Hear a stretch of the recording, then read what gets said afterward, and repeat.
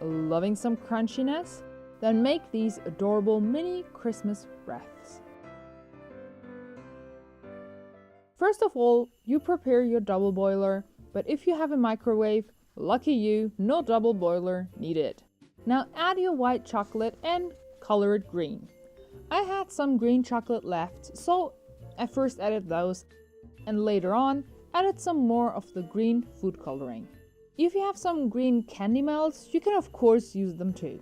Once the chocolate is melted, make sure to add just a tiny bit of butter to make it crunchy, but not too hard to bite. When you're happy with the color, you can slowly add cornflakes to the chocolate. Unlike our choco crossies recipe, which you can watch here, you want the cornflakes completely covered in chocolate. So carefully add more until you have the feeling that there is no unattended chocolate left anymore. And stop there. When that's done, put about 2 tablespoons of that mixture onto a baking paper and start to form a wreath. So first a hole in the middle and carefully touch it up. I like it when it looks a bit wild, so I won't be trying to make a perfect circle, but of course you can make these any shape you want.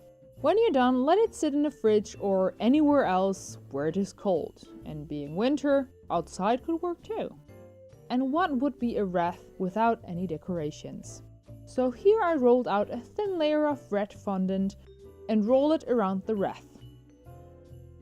I like the classic look, so here I'm making a tiny ribbon for it as well.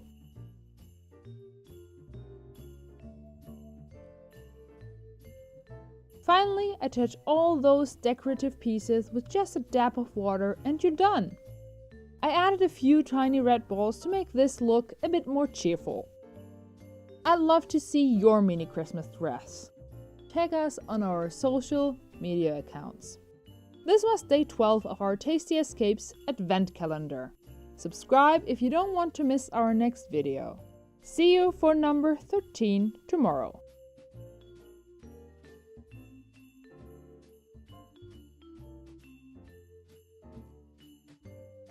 In loving memory of my sweet little Hajdut, the foster cat we cared for when this was recorded. Damn, we miss him.